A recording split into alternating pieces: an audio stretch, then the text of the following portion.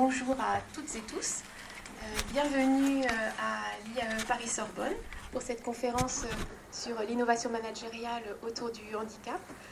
C'est un thème important et donc on a souhaité organiser cette conférence, d'autant plus qu'on mène à l'IAE Paris-Sorbonne des recherches autour de cette question. On a eu une après-midi recherche cet après-midi et donc la conférence poursuit cet après-midi recherche en étant plus largement ouverte à vous tous et toutes qui êtes présents. C'est une conférence qui s'inscrit dans le cadre de la chaire MAI, qui est une chaire à l'IAE. MAI, ça veut dire mutation, anticipation, innovation, en collaboration aussi avec deux de nos masters en formation continue qui sont le master management des associations et le master RH et RSE, ressources humaines et responsabilité sociale de l'entreprise. Et donc pour tout vous dire, à la table on a deux diplômés de ces deux masters qui nous font le plaisir et l'amitié de venir à cette table ronde. Donc je vais juste dire quelques mots pour présenter très rapidement, elles se représenteront après les participantes. Donc nous avons 4 invités. Nous avons donc deux chercheuses qui sont Sarah Richard de l'École de management de Strasbourg et Estelle Perrard, donc, qui est chercheuse mais en entreprise, donc, qui est à l'APF France Handicap et donc, qui est responsable du Tech Lab. Et puis nous avons deux, déjà je vais dire diplômés de l'IAE Paris-Sorbonne de ces masters, mais qui ont aussi bien sûr des fonctions autres et importantes. Donc Nathalie Paul-Boiter qui est directrice diversité, équité et inclusion chez Page Group France et donc qui est en charge dans cette entreprise de ces questions d'innovation autour du handicap, innovation managériale, RH autour du handicap. Et puis Ingrid Dordain qui alors a plusieurs casquettes. Elle est diplômée de l'IAE et aussi actuellement, quelques mois, peut-être juste quelques semaines après avoir obtenu son diplôme, elle est devenue députée de la Somme, voilà, et elle a eu aussi des fonctions autour de l'associatif dans le handicap, mais tu pourras le réexpliquer. Voilà, donc bienvenue pour cette table ronde et je présente aussi Juliette Pinon, qui est doctorante à l'IAE Paris-Sorbonne, qui va animer pour nous cette table ronde, puisqu'elle va l'expliquer aussi, mais elle est spécialiste de ces questions, puisqu'elle mène une thèse qui porte sur ces questions d'innovation managériale, organisationnelle, sociale autour du handicap. Voilà, donc merci de votre présence, et puis je vais laisser la parole à Juliette pour entamer cette table ronde. Merci beaucoup. Est-ce qu'on m'entend bien? Oui, ça va? Au fond? Un peu plus fort? Un peu plus fort, ok. Donc je suis très heureuse d'animer cette table ronde qui effectivement correspond à l'un de mes thèmes de recherche doctorale, puisque je travaille sur la promesse inclusive des Jeux de Paris 2024 au sein de l'IAE de Paris 1, sous la direction de Philippe Péguy ici présent. Je suis très heureuse d'animer cette table ronde avec, vous l'avez vu, une diversité de profils dans les intervenantes. Et cela, quelque part, était un petit peu une nécessité pour parler d'innovation managériale autour du handicap, puisqu'on le verra, parler handicap, management et innovation, ça nous amène finalement à interroger plein d'échelles différentes de l'organisation, un niveau individuel, un niveau organisationnel, un niveau interorganisationnel, et ce dans différentes sphères. On peut penser à la sphère de l'entreprise, mais aussi de manière générale, aussi finalement au milieu plus global de l'accès aux loisirs, à la culture, au sport. Et je voulais du coup, pour ouvrir cette conférence, donner la parole à Nicolas Houguet, qui est un écrivain lui-même en situation de handicap, et qui, je crois, permettra de replacer assez rapidement les enjeux qu'il y a aujourd'hui à parler d'innovation managériale autour du handicap. Nicolas Houguet, du coup, nous dit « Vivre avec un handicap, c'est se retrouver dans les limbes de l'acceptation, comme si l'existence entière était un entretien d'embauche, Et je trouvais cette citation, bon, au-delà du clin d'œil à la gestion, je trouve qu'elle permet aussi finalement de toujours réinterroger finalement à la fois ce qu'on va pouvoir créer, ce qu'on va pouvoir faire par rapport à ce qui manque, à un manque potentiel, à un environnement qui va être plein d'obstacles. Simplement également pour replacer de manière assez rapide, finalement s'interroger sur le handicap en termes de recherche. C'est encore finalement assez bouillonnant, je pense que c'est le bon terme, avec des théories qui sont encore finalement à explorer, à asseoir, avec notamment des débats assez forts sur ce qu'est le handicap. Est-ce qu'on parle seulement de l'individu? Est-ce qu'on parle des barrières plus globales qu'on va avoir et qui vont créer des situations de handicap? On va toutes, je pense, utiliser ce terme-là. Mais de manière générale aussi, qu'est-ce que ces modèles nous permettent dans l'action? Qu'est-ce qu'elles permettent de venir compenser ou au contraire de transformer dans notre société? Du coup, je suis très heureuse de cette table ronde et je vais commencer très rapidement par la première question, à savoir du coup vous permettre de vous présenter chacune, peut-être en commençant par Sarah, Richard du coup au bout de la table, et nous dire pour chacune finalement ce que relève ou ce que signifie cette idée d'innovation managériale autour du handicap, parce que ça ne va pas de soi au regard des différentes approches et des différentes organisations qui peuvent être concernées par la question. Donc, bonsoir à tous. Donc, je suis Sarah Richard, je suis enseignant-chercheur à l'EM Strasbourg et je travaille sur les questions de handicap depuis ma thèse qui a été soutenue en 2016 et ma thèse qui portait autour des sujets de la révélation du handicap. Donc justement, pourquoi les personnes allaient, lorsqu'elles arrivaient en entreprise, notamment lors d'un entretien d'embauche, parler de cette question-là ou pas. Et voilà, je suis aussi ici dans le cadre de ma collaboration avec Estelle Perrard, puisque je suis aussi collaborateur scientifique au sein de la chaire Technology for Change à Polytechnique, qui porte ces questions d'innovation inclusive. Et alors pour moi, je vois l'innovation au sens très large, c'est-à-dire que toute évolution, toute démarche d'amélioration pourrait être une source d'innovation. Et pour moi, l'innovation justement managériale autour du handicap, c'est une innovation qui respecterait donc les principes de l'inclusion qui vont bien sûr au-delà de la simple gestion de la diversité, où on va justement avoir une représentation démographique de l'ensemble des identités dans l'entreprise, mais vraiment de respecter tous les principes de l'inclusion, tous ces principes qui sont la participation à la prise de décision, le leadership inclusif, la participation, et que ça ne s'arrête pas aux salariés, mais que ça touche vraiment toutes les dimensions de l'organisation, que ça dépasse donc les ressources humaines. Merci beaucoup. Je pense qu'en complément, du coup, Nathalie Paul-Goether, sera assez intéressant. Merci.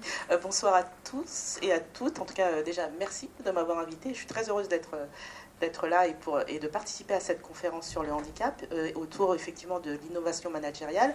Alors, en ce qui me concerne, donc moi je suis en charge des questions de diversité, d'équité et d'inclusion au sein de Page Group, qui est en fait un consortium de cabinets de recrutement.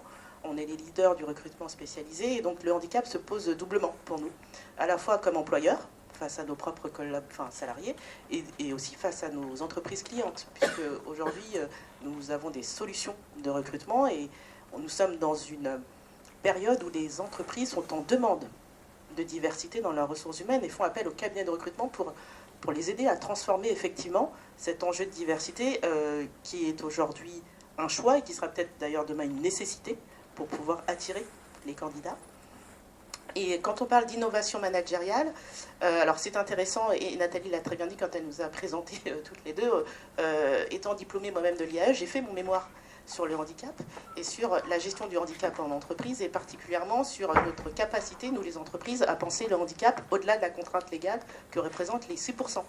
Le fameux taux que nous devons tous atteindre quand on est une entreprise de plus de 20%. Et pour moi, l'innovation, c'est justement de construire, de penser et de mettre en action des politiques qui sont loin de l'idée de la seule finalité, c'est les 6% à atteindre, puisque c'est à la fois une contrainte réglementaire, une contrainte financière, puisque bien sûr il y a une contribution, mais qui est vécue comme une taxe d'ailleurs par les entreprises, et il y a surtout une contrainte de temps, puisque chaque année, au mois de mai, on doit déclarer notre taux. Donc on se retrouve avec des politiques qui sont court-termistes. Donc l'idée de l'innovation, pour moi, ce serait de changer de paradigme et de penser la politique handicap autrement. Merci beaucoup, on va pouvoir approfondir tout ça après. Et donc du coup, les tendances. Oui, ça fonctionne. Donc bonsoir à tous et à toutes.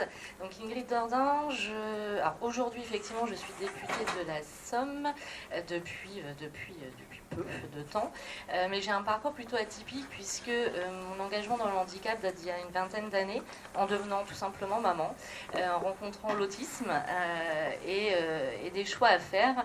Et le choix a été de me lancer dans l'associatif puisque pour moi l'innovation justement c'est le manque, c'est le besoin de répondre à un manquement dans la société. Et moi, mon besoin, et en tout cas le manque qu'il y avait, c'était une structure adaptée qui me permettait d'une part d'avoir du répit, pour pouvoir tout simplement parfois dormir la nuit, et avoir une prise en charge adaptée pour ma fille et qu'elle puisse avoir des loisirs. Donc je me suis lancée dans le secteur associatif. Suite à cela, pour avoir une certaine légitimité, je me suis lancée en tant que travailleuse sociale éducatrice spécialisée et ensuite en master management des associations que je viens de terminer et je remercie pour ça Madame Schmitt, Monsieur Hainaut et Nathalie pour leur accompagnement.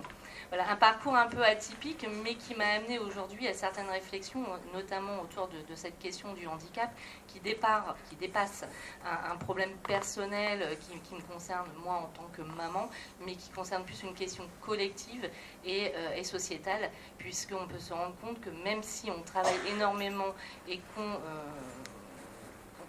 combatte un petit peu ces inégalités et permettre une accessibilité à tous et une inclusion à tous, on en est encore très très loin.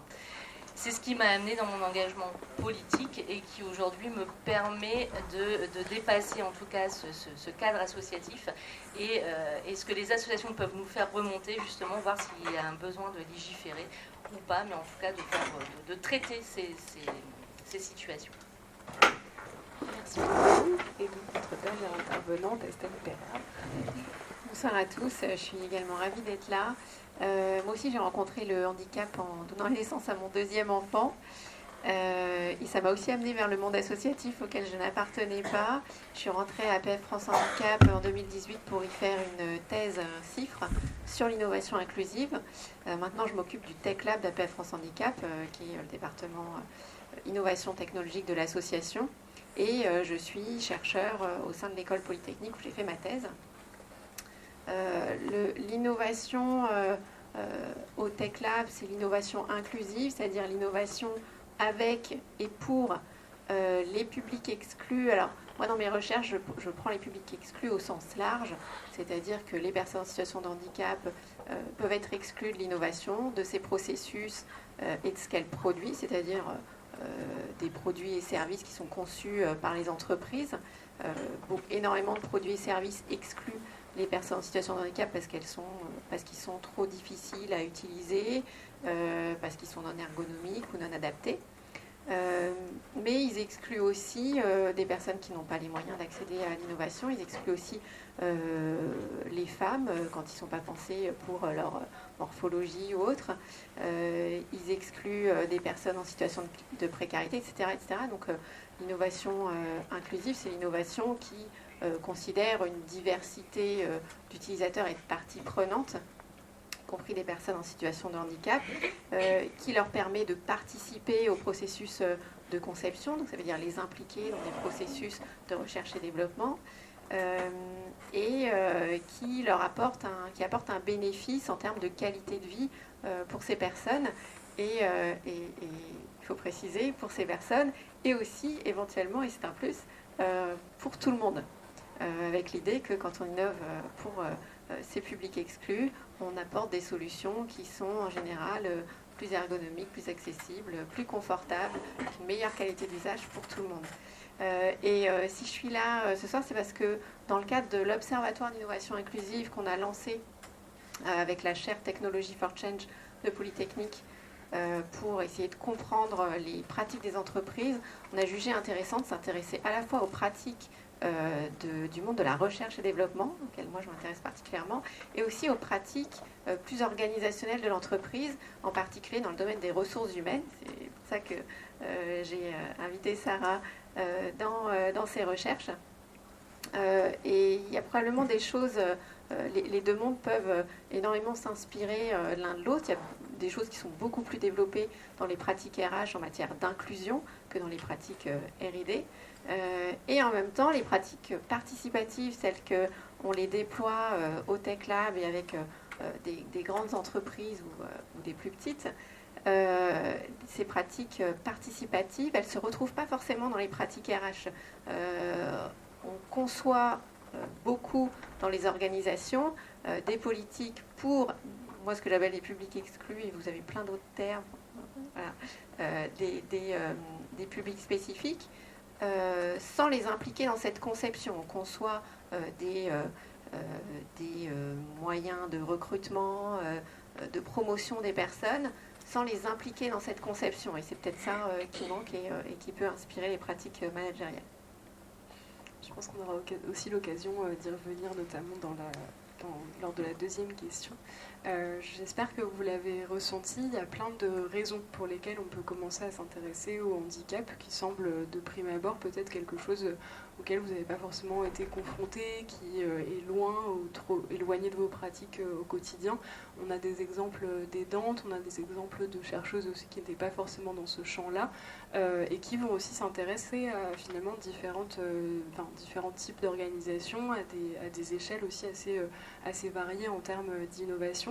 Et du coup, je voulais revenir d'abord sur une première question, notamment donc, pour Sarah Richard et Ingrid Dordain, à savoir finalement qu'est-ce qui va motiver l'innovation. Pourquoi est-ce que finalement on va commencer à se poser des questions autour de cette question, autour du handicap, pardon. Et donc peut-être donner d'abord la parole à Sarah sur... Alors justement, pour répondre à cette question, je vais reprendre les travaux qui ont été réalisés dans le cadre de l'Observatoire des innovations inclusives, où nous avons interrogé justement une trentaine d'entreprises sur pourquoi elles se lancent dans ces démarches. Et en effet, il y a plusieurs raisons. Alors la première raison qui va ressortir, c'est un argumentaire autour de ce qu'on appelle le business case de la diversité. C'est-à-dire qu'on va dire, bah voilà, avoir de la diversité dans mon entreprise, ça va fidéliser mes salariés, ça va apporter de la créativité, ça permet de meilleures décisions. Donc cet argument-là, il est vraiment perçu par les professionnels des ressources humaines, et c'est vraiment le premier argument qui ressort, qui est mis en évidence, donc ce fameux business case. Le deuxième qu'on va retrouver, c'est quand même la contrainte, justement, la contrainte légale, la contrainte... Enfin, voilà, différentes normes qui vont intervenir, soit dans la partie recherche et développement, soit dans la partie RH. Et en effet, dans le handicap, on va retrouver quand même le système de quotas qui quand même fait partie des raisons qui poussent les entreprises à agir, mais qui a quand même eu pour effet de structurer les politiques, et le fait par exemple que les entreprises doivent avoir un référent handicap, ça aussi participé beaucoup à la structuration des politiques, et ça on l'a bien ressenti dans la recherche qu'on a pu conduire. Autre chose qui intervient, c'est un peu ce que vous citez, c'est une personne qui tout d'un coup se retrouve confrontée, se retrouve sensibilisée à une situation, et qui du coup va prendre son bâton de pèlerin et qui va essayer dans l'entreprise de porter un sujet. Donc là, on est sur quelque chose de très individualisé, et puis la question, c'est comment est-ce que finalement ça va s'institutionnaliser dans l'entreprise. Donc parfois oui, parfois non, ça reste une personne, donc ça dépend vraiment des situations. Ça peut aussi être des entreprises qui se sont engagées dans une démarche, par exemple, elles se sont engagées sur le genre, et du coup, de s'engager sur une démarche par rapport à un public, ça va leur donner l'occasion de développer des innovations sur d'autres identités. Donc, dans ce cadre-là, elles découvrent parfois des experts en interne. On a le cas, par exemple, d'une banque qui s'est rendue compte que, en raison d'une situation auquel avait été confrontée une salariée, elles avaient une experte en interne sur les violences conjugales. Et c'est un sujet, justement, que cette entreprise a apporté. Comment faire en sorte que les femmes qui subissent des violences conjugales aient, par exemple, puissent garder des moyens financiers sans être sous l'emprise de leur mari. Autre point, ça peut être aussi des besoins spécifiques de salariés, je viens de le citer. Et aussi, ce qu'on nous cite beaucoup, c'est bien sûr les évolutions sociétales, l'évolution de la démographie. C'est aussi le Covid aussi qui a fait beaucoup de changements de pratiques, notamment sur l'émergence du télétravail. On a aussi la perception un peu du rôle de l'entreprise. L'entreprise, elle a un rôle sociétal. L'entreprise est consciente de ce rôle-là. C'est un peu l'argument. Voilà, ça fait partie aussi de notre cœur de métier de s'interroger sur ces questions-là. C'est notre raison d'être. Et alors, juste d'un point de vue recherche, ce que je veux souligner notamment sur l'argumentaire du business case, donc c'est un argumentaire qui en effet est assez pratique. Les professionnels nous le disent, oui, mais moi, pour vendre les démarches, je dois passer par cet argumentaire-là. Par contre, la recherche montre que ça peut aussi avoir des effets pervers justement sur les populations qu'on cible. C'est-à-dire, même si c'est pratique en interne pour aller vendre les éléments d'un service à l'autre, ça peut avoir des effets contre-productifs sur notamment la perception que les populations ciblées, dont les personnes handicapées personnes en situation de handicap vont avoir de l'entreprise, et notamment sur la confiance qu'elles vont manifester, sur le fait de se sentir discriminées ou pas. Là aussi, ça peut avoir des effets contre-productifs. Donc l'idée, c'est finalement, la diversité et l'inclusion, ça devrait ne pas se justifier, ça devrait pouvoir être naturel, au même titre que la performance ou que l'éthique en entreprise. Donc on a un rapport au droit qui est assez ambigu en matière de handicap, avec une réglementation qui semble là, donc, notamment par les quotas. On va avoir aussi une loi qui va s'aventurer à définir le handicap, notamment en 2005. Et en même temps, on voit bien qu'il y a parfois des trous dans la raquette, des formes d'angle mort, sur lesquelles je pense qu'on va revenir ensuite, mais aussi, quelque part, une difficulté dans le cheminement, dans le droit, dans cette concrétisation des droits qui vont pouvoir être mis en place. À ce propos-là, il y a un livre qui est assez intéressant, qui a été publié en 2022 d'Anne Révillard, qui s'appelle « Les droits vulnérables » et qui en fait déplace la vulnérabilité des personnes en situation de handicap finalement à l'appareil juridico-législatif qu'on a actuellement en France. Et du coup, je laisse Ingrid Dourdin peut-être rebondir sur les premiers éléments proposés par ça. Alors, effectivement, moi, l'innovation, en tout cas le handicap, je le perçois au niveau associatif, puisque c'est de cette façon, en tout cas, que moi j'ai pu développer des projets innovants, avec cette difficulté, puisque, comme vous le disiez, le non-respect du droit, le non-respect du droit et de la loi, puisque la loi de 2005, qui va bientôt avoir 19 ans, je ne suis pas très bonne en comptabilité, qui va avoir 19 ans là, la semaine prochaine, c'est le 11 février d'ailleurs 2005, donc, et pourtant elle n'est toujours pas respectée. Encore ce matin même, j'ai été interpellée par une association, puisque les enfants doivent être scolarisés, mais on ne parvient même pas à les scolariser dans leur école de référence. Donc on est encore loin d'avoir une inclusion scolaire pour toutes et tous. Donc effectivement, ce que je vous disais dans mes premiers propos, c'est que moi j'ai été vite confrontée à cette absence de prise en charge, à cette absence de solution. Parce que oui, quand vous avez un enfant handicapé, vous ne pouvez pas le mettre au centre de loisirs, au périscolaire. C'est beaucoup plus compliqué que cela. Donc ça a été ma première étape de réunir d'autres familles et de partir sur la création d'une association pour pouvoir proposer ces temps qui auraient dû être proposés dans le droit commun, mais qui ne l'étaient pas et ne le sont toujours pas. Donc création d'une association, et il a fallu faire évoluer cette association au gré des lois, au gré des changements, et au gré aussi de la légitimité que nous pouvions prendre au fur et à mesure des années. Ce qui n'est pas simple quand vous êtes une femme, quand vous êtes maman, voilà, on se rajoute de l'handicap, on va dire. Donc ça a été un véritable combat, notamment avec ces grosses associations gestionnaires qui sont bien reconnues sur le territoire national, et où parfois il y a cette complexité d'innovation, certes dans les projets, mais d'innover également dans la pratique professionnelle, dans le management. Parce qu'aujourd'hui, nous demandons aux associations médico-sociales notamment d'avancer vers une transformation du médico-social pour aller vers une inclusion, sauf qu'il faut également pouvoir accompagner ces équipes, accompagner les gouvernances, et aujourd'hui on en est encore très loin. Et donc quand on doit également accompagner les entreprises dans l'inclusion des salariés, vous imaginez bien qu'il y a encore un gros chemin à effectuer. Donc nous on est parti du départ, voilà. On a monté notre petite association, on est monté tout doucement, on a créé des partenariats, et aujourd'hui les choses ont pu se mettre en place, ont pu être reconnues, mais tout de même, voilà, on peine toujours quand même à avoir cette question de financement et de modèle économique. Innover, oui. Des projets innovants, oui. De l'expérimentation, oui, puisque ça répond aux besoins. Par contre, comment on continue ensuite à les faire vivre et comment on continue à motiver les équipes également face à un changement dans leur pratique. Ça, aujourd'hui, c'est une réelle question que je me pose parce que on va pouvoir inventer ou innover ou mettre en place plein de choses. Si nous n'arrivons pas à les pérenniser, il n'y aura pas réellement d'écho et en tout cas de poursuite. Donc, comment on parvient à maintenir ces expérimentations et ces innovations.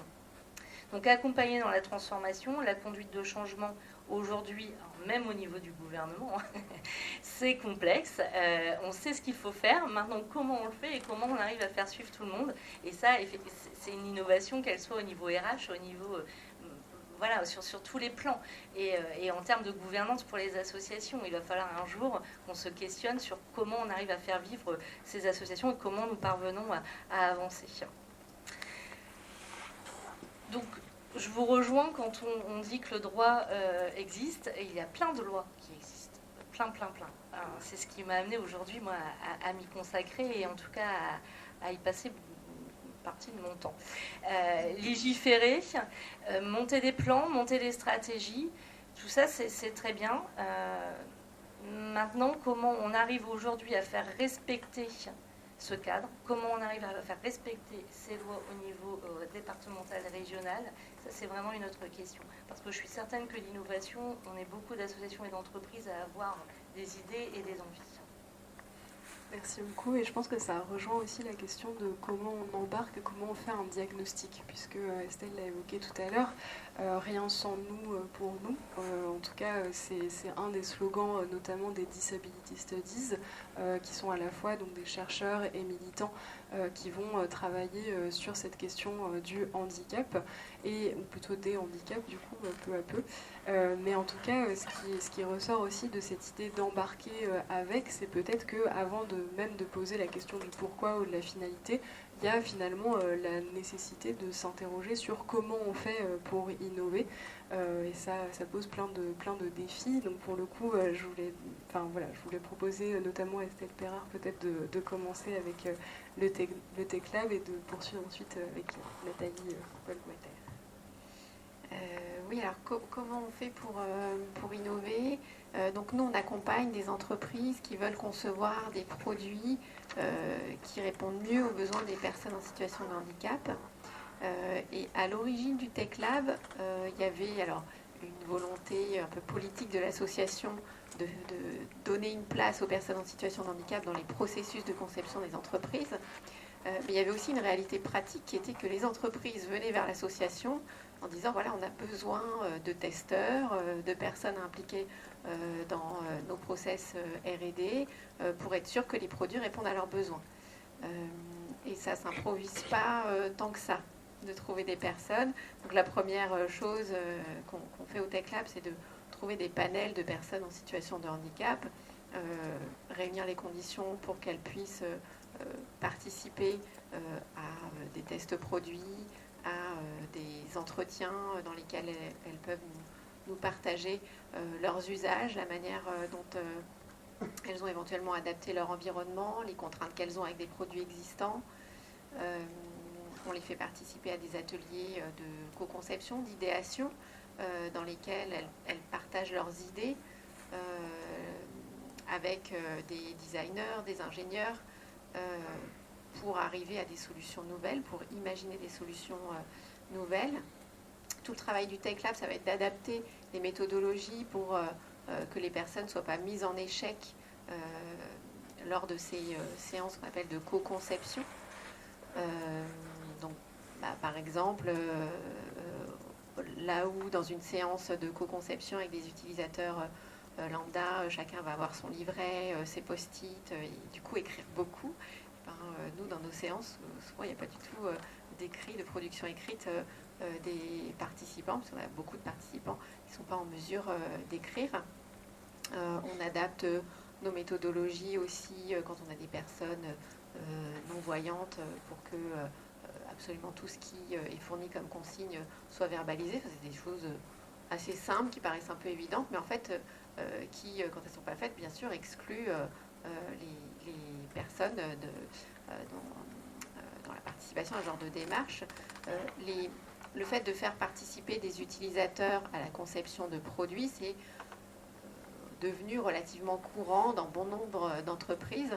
Le fait d'avoir des personnes en situation de handicap parmi ces utilisateurs, c'est toujours très rare dans ces entreprises. La plupart juste n'y pensent pas, ou vont avoir du mal à trouver des personnes. Et c'est vrai que ça peut poser tout un tas de questions de se dire comment je trouve une personne en fonction de son handicap. Déjà, comment je gère le caractère privé de cette donnée qui est que la personne est en situation de handicap. Et c'est là où nous, on peut jouer un rôle d'intermédiaire. Et puis notre rôle, ça va être aussi de favoriser la valorisation des savoirs d'expérience des personnes. On peut avoir des effets dans les séances de co-conception, notamment quand on conçoit des aides techniques, donc des produits vraiment spécifiques pour le handicap. Les concepteurs vont avoir parfois tendance à favoriser le dire d'expert. Donc, si on met autour de la table un ergothérapeute, un médecin, des personnes en situation de handicap et un concepteur d'aide technique, le concepteur d'aide technique va souvent beaucoup entendre ce que dit l'ergothérapeute, ce que dit le médecin, et un petit peu moins ce que dit la personne. Et il y a plusieurs raisons à ça qui ne sont pas uniquement liées à sa manière à lui d'écouter les choses. Il y a peut-être l'idée que la personne en situation de handicap va exprimer son propre cas et pas quelque chose de plus général. Or, ça a commencé à être documenté dans la recherche, on s'aperçoit que des personnes, notamment dans le monde associatif, qui ont été beaucoup acculturées au handicap, s'expriment en général avec une forme d'objectivité qu'on appelle perjectivité, qui leur donne une manière d'être représentatif d'un certain nombre de handicaps et de situations, et pas uniquement de leur situation. Et puis, il y a aussi, ce qui se joue aussi, c'est la posture de chacun. La posture du médecin, la posture de l'ergothérapeute, la posture de la personne en situation de handicap ne sont pas nécessairement les mêmes. Et il peut y avoir quelque chose de très affirmatif dans ce qu'avance un médecin, un ergothérapeute, parfois même directif, on l'observe, c'est très lié à leur posture professionnelle habituelle. Et ça crée des biais dans la manière dont les informations sont perçues, reçues par la personne qui écoute. Le message passe plus, en fait, on les entend plus. Et c'est pas du tout volontaire de leur part que d'occulter la parole des personnes, mais ça se joue comme ça dans la relation. Et donc nous, notre rôle au Tech Lab, c'est de redonner une juste place au dire de chacun, à la parole de chacun, et de créer les conditions, y compris avant les séances de co-conception, pour que chacun soit à l'aise pour s'exprimer et pour que le concepteur, l'entreprise qui vient concevoir son produit, soit à l'écoute de la même manière de l'ensemble des parties prenantes, et aussi ne biaise pas éventuellement les retours des personnes par sa posture ou autre. Merci beaucoup. Donc on voit déjà que juste pour aider les entreprises, c'est tout un parcours. Donc au sein plutôt des pratiques RH, qu'est-ce qu'on peut retrouver du côté innover, notamment avec? Est-ce que c'est toujours possible ou pas? Comment est-ce que ça se joue Alors, pour moi, innover avec et pour, parce que c'est dont il s'agit pour les personnes en situation de handicap dans l'entreprise, ça pose la question en fait de l'impact même des politiques handicap sur la population concernée. Et je trouve que l'innovation dans les entreprises aujourd'hui, quand on parle de gestion du handicap, c'est là où ça se joue en fait. Quel est l'impact de nos politiques sur les personnes concernées, et leur demander tout simplement en fait leur avis, tout bêtement. Chose qui ne se faisait pas et qui ne se fait pas encore assez, puisqu'aujourd'hui les entreprises pensent les politiques handicap en se disant déjà c'est une contrainte pour moi et donc je dois répondre à cette contrainte. Donc le fameux taux légal, essayer d'avoir le moins de pénalités financières à verser, sans se demander en fait que veut cette population concernée, qu'est-ce que je dois mettre en place pour qu'elle puisse effectivement non seulement déjà intégrer cette entreprise, enfin les entreprises, après évoluer au sein des entreprises et surtout être tout simplement dans une, comme tout salarié, se poser la question effectivement de son bien-être au sein des entreprises. Et ces questions-là, si on ne les pose pas, on ne pose pas tout simplement à un collaborateur en situation de handicap, mais de quoi as-tu besoin pour ce poste? Qu'attends-tu de ton manager? Comment souhaites-tu participer à l'évolution de ta fonction? Comment peut-on, d'un point de vue collaboratif aussi, se poser la question de l'évaluation de la performance? C'est là où ça se joue pour moi, clairement. Et d'autant plus que beaucoup d'entreprises ont commencé à prendre ce virage. Pour moi, c'est un véritable virage de mettre en fait la personne en situation de handicap au cœur des politiques handicap. Et tout à l'heure, vous en avez parlé avec le référent handicap, qui est une obligation légale. Et là, je trouve que beaucoup d'entreprises ont été innovantes en mettant en place des réseaux de référents handicap. Ça veut dire qu'il n'y a pas un seul référent dans une entreprise, mais il y en a plusieurs. Et en fait, on se rend compte quand on regarde ces réseaux de référents d'un peu plus près. Alors, ils sont souvent composés à la fois de collaborateurs en situation de handicap qui sont déclarés auprès de leur employeur, mais on a aussi des personnes en situation de handicap non déclarées. Et on a aussi des personnes qui ne sont pas en situation de handicap. C'est-à-dire qu'à un moment, on va se retrouver face à un espèce de comité, une instance, qui va être co-responsable de la politique handicap de l'organisation, ou en tout cas de la mise en action de cette politique, et qui, par voie de conséquence, va devenir aussi l'instance que l'entreprise va aller consulter pour savoir quelles sont les réalisations et les résultats de cette politique. Et c'est là où c'est là où je trouve qu'il y a de l'innovation, c'est tout simplement de se dire, aujourd'hui, cette politique ne peut pas se faire sans les personnes en situation de handicap. C'est impossible. Et au-delà, effectivement, de la co-responsabilité, il y a donc la collaboration, c'est de créer ensemble des politiques qui ressemblent à nos collaborateurs. Et derrière, et vous en avez parlé, pour moi, c'est véritablement le sujet aussi du handicap en entreprise, c'est la confiance. Parce qu'on sait que beaucoup de collaborateurs n'osent pas dire qu'ils sont en situation de handicap parce qu'ils n'ont pas confiance dans leur employeur. Ils pensent que l'engagement est fait par défaut, par contrainte, et pas par véritable conviction sur le handicap. Et ça, c'est pour moi, un vrai sujet dans les entreprises. J'en ai fait plusieurs, et à chaque fois que j'ai travaillé la question du handicap, c'était « je ne le fais pas pour moi, je le fais pour vous ». Je le fais pour l'entreprise, pour qu'elle paye moins, pour qu'elle ait une notoriété, en tout cas une image de marque dite handi accueillante, mais littéralement, les collaborateurs nous disent simplement mais moi, qu'est-ce que j'ai à gagner, en fait? Est-ce que vous le faites véritablement pour nous? Et donc, moi, je pense que c'est vraiment là-dessus que l'innovation doit se faire, quand elle se fait avec et pour, c'est co-responsabilité, collaboration et bien évidemment confiance. Et ce qui implique aussi, d'une certaine manière, si on veut véritablement être innovant, c'est de se poser la question, est-ce que ce n'est pas aussi à l'organisation de s'adapter en fait aux collaborateurs en situation de handicap, parce qu'on le sait que les personnes en situation de handicap s'adaptent à l'entreprise, elles s'adaptent à leur poste, mais que fait l'organisation en fait, si on est vraiment dans une relation donnant-donnant? Et pour moi, en tout cas, ça serait dans des pratiques qui sont à la fois donc, des pratiques managériales, des postures aussi. C'est aussi une question de sensibilisation.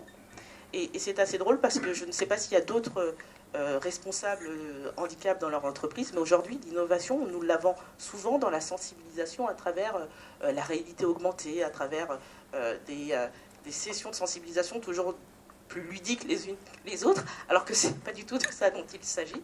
C'est tout simplement de participer à l'inclusion, à l'intégration des personnes en situation de handicap et de leur proposer des parcours de carrière au même titre que n'importe qui.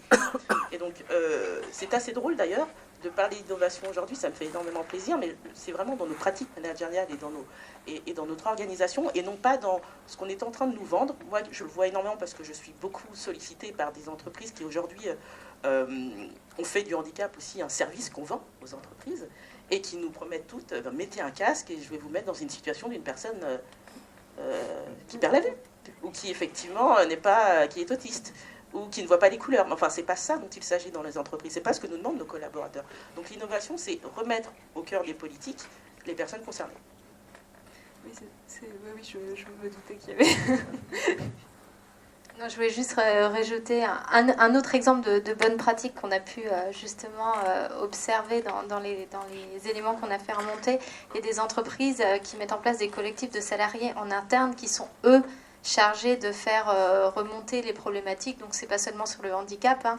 Ça va être sur un grand nombre d'identités, encore une fois, mais du coup, elles passent par ce biais-là. Et ça, je trouvais que c'était une pratique intéressante pour justement s'adapter aux besoins et vraiment faire avec. Et surtout, du coup, on voit que finalement, là, dans les différents témoignages, on ne va pas seulement parler finalement des personnes en situation de handicap, on va peu à peu ouvrir le spectre à la fois des problématiques, des individus et des réponses qu'on va pouvoir apporter, peut-être des réponses plus globales qui vont concerner des personnes qui, d'un point de vue administratif, ne sont pas forcément en situation de handicap, parce que ça va aussi avec la question de la révélation, c'est que derrière, il y a toute une machine administrative qui va se mettre en place pour la personne et qui peut aussi devenir quelque chose d'assez aliénant, une expérience assez négative. Donc c'est quelque chose aussi avec lequel il faut composer en tant qu'organisation, mais aussi en tant que personne. Et du coup, ça m'amène finalement à une question là pour vous quatre, qui est plutôt sur, finalement, voilà, on parle d'innovation managériale autour du handicap. Est-ce que quelque part, on ne peut pas ouvrir finalement le champ? Est-ce que lorsque on s'intéresse à cette question-là, on n'est pas aussi en train de remettre en cause plein de choses que l'on met en place par ailleurs pour finalement tout un chacun autour de la table, que ce soit en termes d'accessibilité ou en termes juste d'expérience en ressources humaines. Finalement, toutes ces questions-là, en quoi est-ce qu'elles concernent d'autres personnes que les personnes en situation de handicap? Je ne sais pas si quelqu'un veut se plonger en premier sur cette question-là. Peut-être, oui. Question facile, parce que c'est vraiment ce qu'on défend au Tech Lab. Oui, en fait, toute l'idée de l'innovation inclusive telle qu'on la conçoit, c'est que en amenant les entreprises, toutes celles qui conçoivent des produits ou des services à destination du grand public, et puis aussi, pourquoi pas, en B2B, à s'intéresser à la question du handicap. L'idée, c'est qu'on va améliorer l'expérience utilisateur pour tout le monde. Les chercheurs en nomment ça le resonant design, le design qui résonne, parce que quand on conçoit quelque chose pour une personne en situation de handicap, on améliore l'ergonomie, le confort, etc. On a des exemples, j'ai un webinaire de 45 minutes sur le sujet. Mais pour n'en citer que quelques-uns, la télécommande, le sous-titrage, les livres audio, le régulateur de vitesse, tout ça, c'est des choses qui ont été conçues par les personnes en situation de handicap. Récemment, il y a 2 ans à peu près, on a mené avec France Handicap toute une démarche de conception avec le groupe SEB, qui a donné lieu à la création d'une gamme de petits électroménagers pour le petit déjeuner. Rien à voir spécifiquement avec le handicap, une bouilloire, une cafetière, un grille-pain. La spécificité de ces produits, c'est qu'ayant été conçus avec des personnes en situation de handicap, vous arrivez à lire les chiffres qui sont sur la jauge de votre bouilloire, ce qui est un plus parfois. Les boutons sont contrastés, suffisamment gros, les poignées sont plus larges, le bec verseur fonctionne, il n'y en a pas partout. Des petites choses, vraiment, finalement 3 fois rien, mais qui changent un petit peu l'ergonomie d'un produit aussi banal qu'une bouilloire. C'est l'exemple aussi de Nike qui, en concevant des chaussures, les Fly's, qui ont la particularité de se déplier, se plier quand on les met, quand on les retire. C'est Nike, c'est pas facile à décrire. C'est plus facile quand j'ai mon image. Ces Nike, en fait, elles permettent d'être mises, enfilées très facilement sans les mains. Ils ne se doutaient pas qu'en fait, en concevant ça, ça pouvait finalement intéresser tout un tas de gens qui enfilent leurs chaussures très facilement sans les mains. Et je pourrais multiplier les exemples, mais c'est vraiment l'idée d'améliorer la qualité d'usage en s'appuyant sur des utilisateurs extrêmes de par leurs besoins. Mais voilà, il y a des chercheurs qui ont travaillé sur la méthode de l'utilisateur extraordinaire et qui disent que les personnes en situation de handicap permettent de revenir aux besoins primaires des personnes. Donc il y a eu des recherches qui ont été menées, par exemple, sur le smartphone, sur qu'est-ce que ça donne quand on implique des personnes non-voyantes ou sourdes pour innover sur le smartphone. On se rend compte qu'elles apportent tout un tas d'innovations très intéressantes parce que la fonction primaire d'un smartphone n'est pas toujours accomplie pour elles dans toutes les situations. Et si elle l'était, ça pourrait servir à tout le monde, à tous ceux qui sont éblouis par le soleil quand ils utilisent leur smartphone ou sont dans une foule et ils ne peuvent pas entendre les conversations. Voilà. Donc, par rapport à ça, à cette idée qu'on peut utiliser de manière beaucoup plus systématique l'expertise d'usage des personnes en situation de handicap dans la conception de produits et services, il y a une pratique vraiment intéressante qu'on a relevée dans le cadre de notre observatoire de l'innovation inclusive. C'est la pratique que démarre le groupe La Poste, qui a constitué un panel de postiers en situation de handicap sur une base de volontariat. Et bon, il y a du monde à La Poste, donc ça a certainement aidé aussi.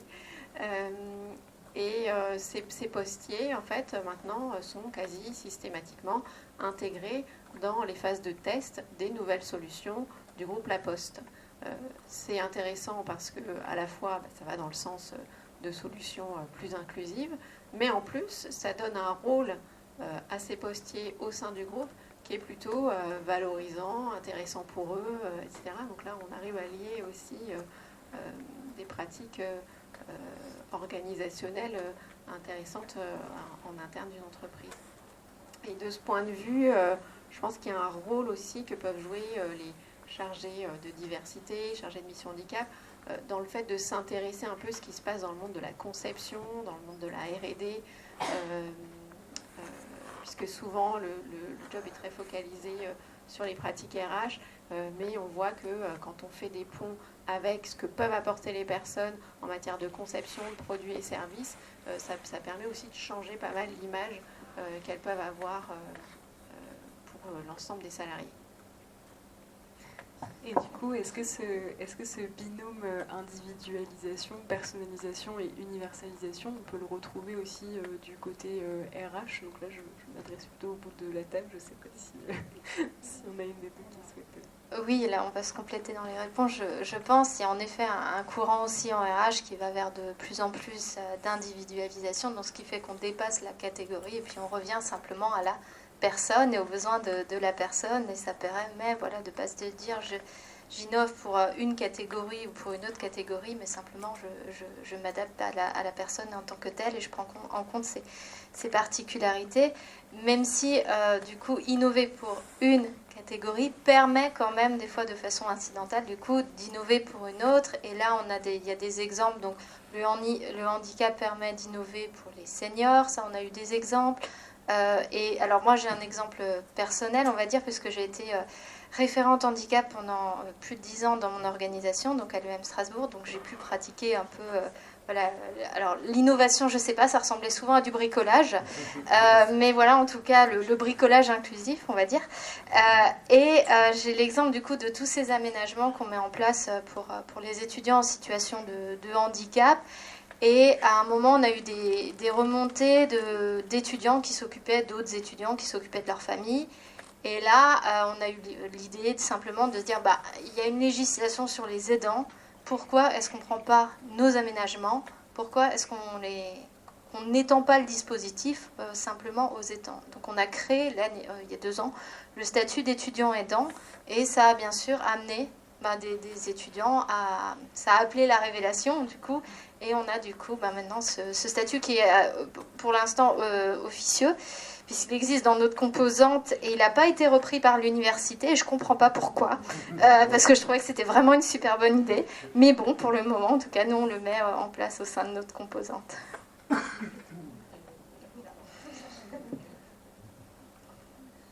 Alors, je vais juste compléter effectivement sur le handicap qui serait en fait une porte d'entrée pour effectivement avoir des politiques d'inclusion beaucoup plus larges. Alors ça, déjà, moi j'y crois tout personnellement parce qu'en fait, on se rend compte que le handicap, par son caractère protéiforme, hétérogène, multidimensionnel, nous permet de le faire. D'ailleurs, je pense que c'est le seul sujet en diversité et inclusion qui nous oblige à repenser en fait toute l'organisation. Il y a très peu de sujets qui nous permettent de faire ça. Et donc on se dit souvent... quand on fait de la diversité et de l'inclusion, si on gagne la bataille du handicap, en fait, on gagne tout. Enfin, on gagne la guerre, quoi. C'est vraiment comme ça que je le vois.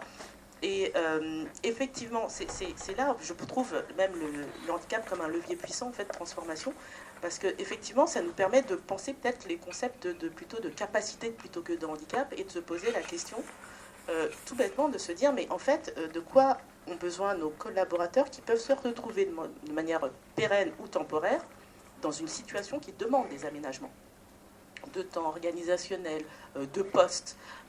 Et cette question, elle est centrale parce qu'on se rend compte qu'à partir de là, le champ s'élargit.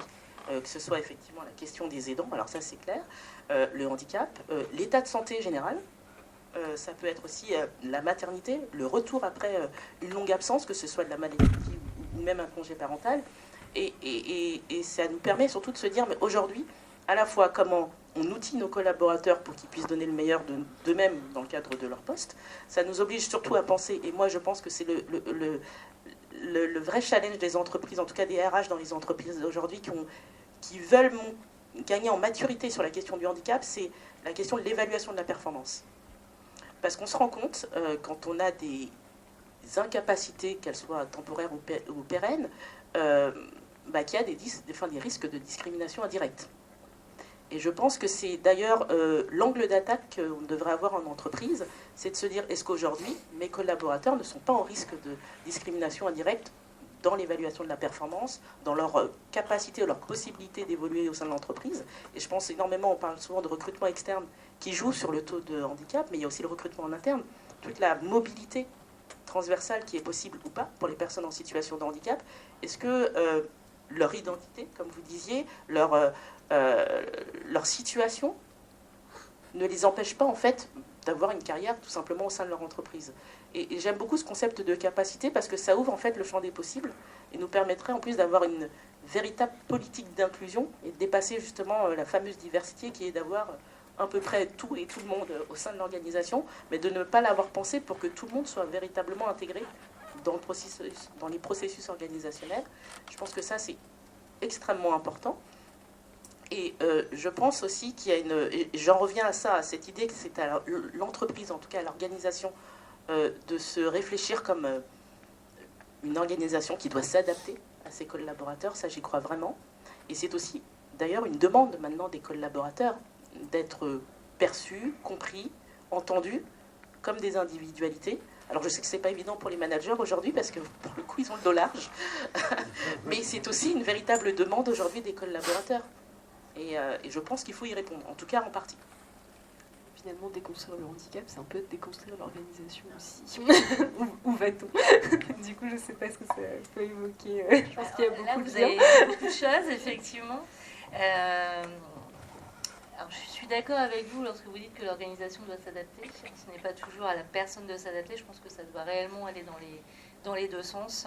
Et c'est pas parce qu'une personne est en situation de handicap visible qu'il faut agir, parce qu'il y a également énormément d'handicaps invisibles pour lesquels les gens ne vont pas se signaler par crainte de perdre leur emploi, par crainte de ne pas avoir de promotion, de ne pouvoir avoir une mobilité professionnelle. Et pour cela, il faut que l'organisation soit inclusive, en fait. Parce qu'effectivement, les outils que nous allons utiliser, l'accessibilité, elle est pour une personne en situation de handicap, tout comme elle peut être avec une personne étrangère qui maîtrise mal le français.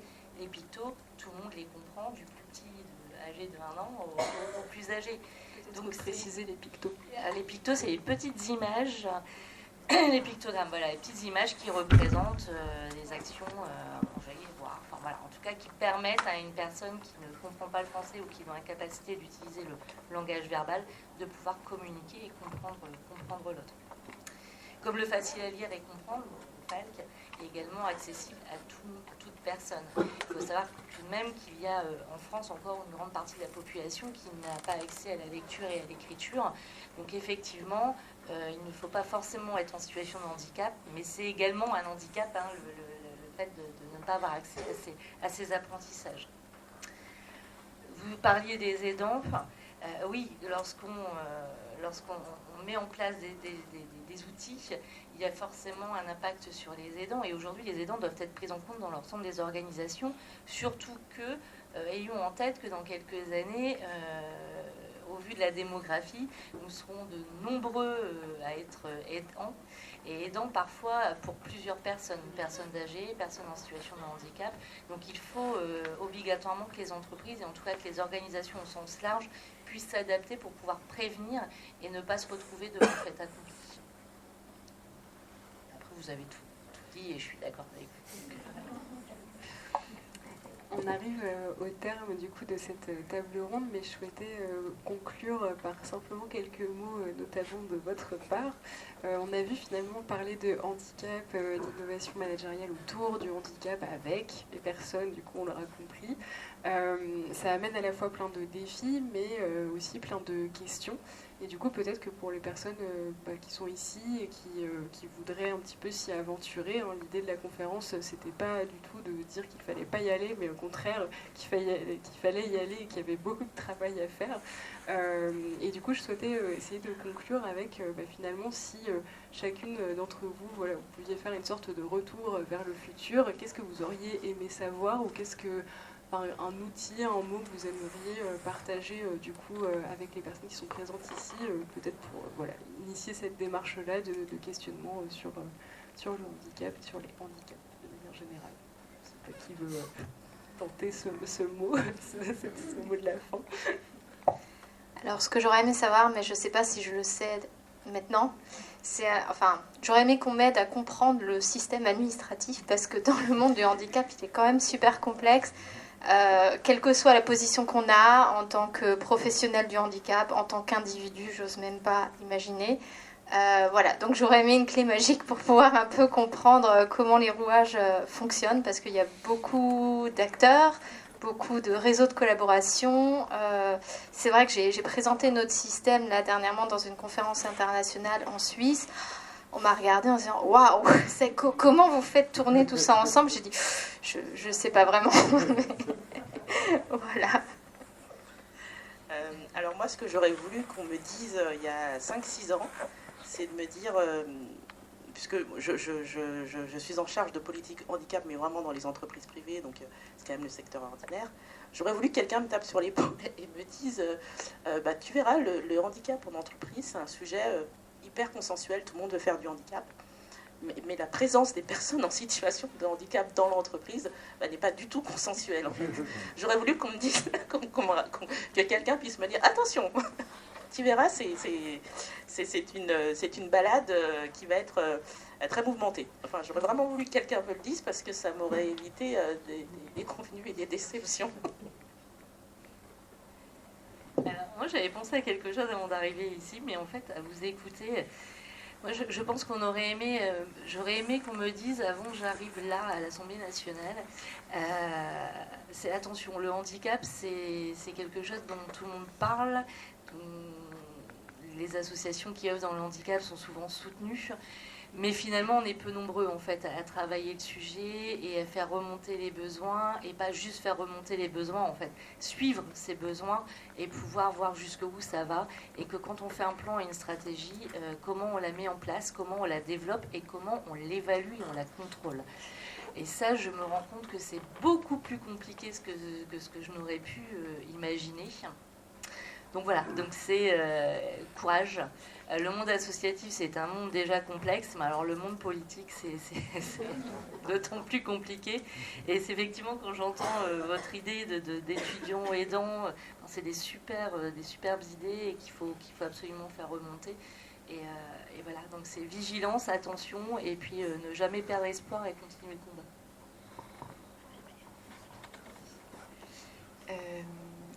Moi, je voudrais plutôt m'adresser à ceux qui veulent se lancer et leur dire deux choses, parce que je vois des réticences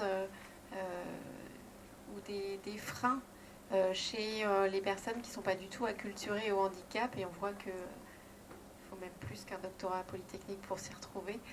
Donc,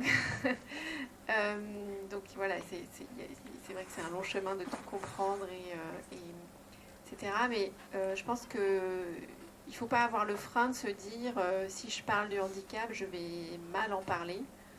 J'ai peur de dire des bêtises. Premier frein, on a le droit de dire des bêtises, on apprend en disant des bêtises. du moment qu'à un moment donné, on arrive à se corriger en avançant. La deuxième chose, c'est qu'en matière d'innovation inclusive, on peut faire des petits pas, c'est-à-dire commencer à concevoir des solutions qui sont un peu plus inclusives que les précédentes, et peut-être qu'elles ne sont pas encore parfaites, mais on a avancé et c'est ça qui compte en fait. Voilà, donc c'est pas forcément une énorme montagne que d'aller vers des solutions plus inclusives. Il y a probablement un chemin à faire pour faire participer les personnes dans la conception de ces solutions, mais c'est pas l'Everest. On peut commencer par une petite colline et se dire que déjà on a gagné un peu en altitude. Le chemin est long, mais le paysage est beau. Donc vous l'avez compris, du coup, l'idée de cette conférence-là, c'était de donner quelques petits repères autour du handicap. Donc on a une demi-heure devant nous pour pouvoir poser des questions essais-erreurs. N'hésitez pas. Je pense que les questions peuvent être assez larges, aussi bien sur la définition du handicap que sur les lois peut-être qui ont été évoquées assez rapidement. Pour le coup, c'est très ouvert. Et donc je vous laisse la parole. Je ne sais pas si je fais tourner le micro.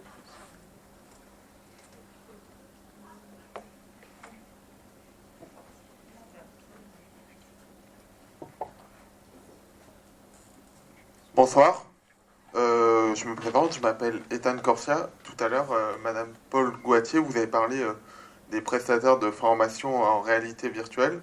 Par exemple, moi je travaille pour un prestataire qui vend des formations en réalité virtuelle. Et nous, on a créé des modules sur la sensibilisation au handicap. Vous dites que ça ne fait pas partie des besoins, mais nous, on a fait tester auprès de clients qui ont eu des feedbacks positifs et qui nous ont dit qu'ils étaient vraiment plongés. Donc, je voulais avoir votre avis. Oui, il y a un besoin de sensibilisation et de formation. Ça, c'est une obligation d'ailleurs légale maintenant sur le handicap. En revanche, je reste persuadée, parce que pour l'avoir mis en place dans des entreprises, l'impact est immédiat.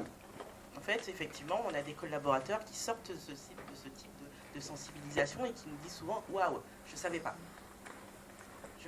J'imaginais pas cette réalité-là, ce type de situation. » Mais lorsque moi j'ai fait, par exemple, j'ai mené une étude d'impact sur nos politiques handicap quand j'étais au sein d'une entreprise d'assurance de personnes dans la protection sociale, on s'est rendu compte que ce type de sensibilisation, quand on demandait à nos collaborateurs en situation de handicap de dire si elles avaient eu un impact sur la manière dont elles étaient vues, perçues par leurs propres collègues, en fait on se rendait compte que le résultat était nul. En fait, sur les personnes en situation de handicap, nos salariés, il n'y avait pas d'impact. Ok, parce que nous, on a adapté des modules pour les personnes en situation de handicap. Par exemple, pour les entretiens d'embauche, on a fait un entretien d'embauche sur la diversité de genre, de race, etc. Alors ça, là-dessus, en plus sur le recrutement, effectivement, il y a des vrais besoins parce qu'il faut accompagner à la fois les recruteurs, les managers, sur la question du recrutement, comment on recrute de manière inclusive. Mais si on parle d'impact réel pour les collaborateurs en situation de handicap, dans leur vie de tous les jours, et ce que j'appelle en fait la gestion quotidienne du handicap. C'est-à-dire, on parlait tout à l'heure d'expérience utilisateur, on parlera d'expérience collaborateur. Dans ma vie de tous les jours, est-ce que, je vais vous donner des exemples très précis parce que je les ai encore en tête quand j'étais chez Clésira. Lorsque j'ai fait cette mesure d'impact, j'ai interrogé des collaborateurs, donc environ 70, qui étaient en situation de handicap et qui m'ont dit c'est très bien vos sensibilisations, mais moi en fait je me retrouve des fois le matin à aller reprendre mon siège ergonomique. Parce qu'un de mes collègues me l'a pris, sans se douter qu'en fait, il avait été conçu pour moi. Et là, quand je vois que les gens reviennent à midi parce qu'ils ont eu la sensibilisation qui était effectivement entre la cafétéria et l'ascenseur, et qui reviennent en disant « Waouh, le handicap, franchement, c'est waouh, c'est incroyable, enfin, moi je ne savais pas. » Et que finalement, on se permet de prendre le fauteuil de la collaboratrice en situation de handicap. Pour elle, la gestion du handicap au quotidien, en fait, les questions de sensibilisation... c'est peanuts en fait. C'est là qu'on se rend compte en fait, mais quel est l'intérêt? Alors il y a un intérêt pour ces sensibilisations, ça c'est pas moi qui va dire le contraire, parce que je les mets en place depuis plus de 7 ans dans les entreprises, donc je serais vraiment malvenue de dire le contraire, mais la question qui se pose, mais quel est l'impact réel sur nos collaborateurs et sur leur manière de se vivre en tant que collaborateur en situation de handicap? Et on se rend compte que ce qui joue, c'est la posture et les pratiques managériales. c'est pas autre chose. En tout cas, c'est ce qu'ils nous disent quand on les interroge, bien sûr. Et après, on peut les adapter sur les adaptes, ça marchera. Alors effectivement, alors, il y a peut-être un champ à mon avis à investiguer, c'est la question effectivement des relations entre collègues. C'est là où ça se joue, parce que c'est souvent là où ça se joue, c'est dans les relations interpersonnelles, entre le mot ou la petite blague qui, pour le collaborateur qui n'est pas en situation de handicap, n'est qu'une blague, mais pour celui qui est en situation de handicap, d'entendre le mot handicapé utilisé à tort et à travers, comme si c'était un mot qui n'avait pas un sens, bah, c'est vécu comme une micro-agression. Et alors qu'on peut sortir d'une sensibilisation, d'une formation sur le sujet. Donc vraiment, il y a toute la gestion, ce que vraiment j'appelle la gestion quotidienne du handicap. C'est l'expérience collaborateur en situation de handicap. Ouais, c'est-à-dire, on peut faire des jeux de rôle. Oui, bonsoir Alexandre Salvatori. J'ai une question parce que vous avez défini l'innovation, mais vous n'avez pas défini l'inclusion. Donc j'aimerais savoir qu'est-ce que vous entendez par inclusion. Oui, marche.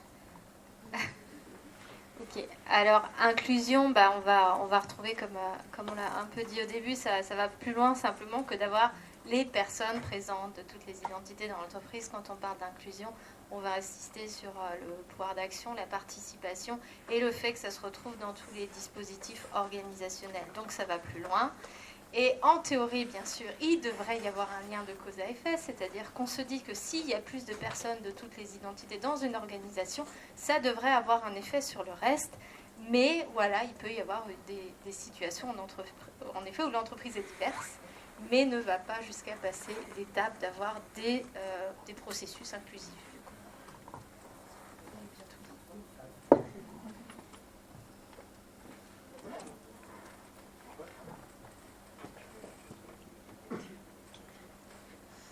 Alors merci pour la question précédente qui me permet d'approfondir du coup la question de l'innovation inclusive, puisque ça associe les deux termes, et du resident design, mais en lien avec votre réponse sur celle des postures et des pratiques managériales. Parce que effectivement, alors c'est parce que c'est vous, Madame Perrard, qui avez pas mal développé sur les types d'innovation qui étaient beaucoup autour de finalement d'objets, enfin de choses tangibles.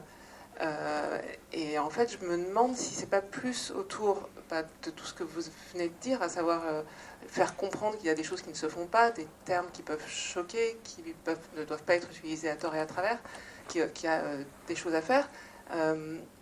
J'ai l'impression que ce que vous dites en parlant de resident design et innovation inclusive rejoindrait la notion de deaf gain dont j'avais entendu parler dans le monde de la surdité. C'est-à-dire l'idée, par exemple, que quand on fixe des règles sur la façon dont on va gérer une réunion pour s'assurer qu'une personne malentendante suit de façon convenable, ça aide tout le monde, en fait, parce que juste, on arrête de papoter avec son voisin, on se regarde, enfin bon, voilà, des choses de base.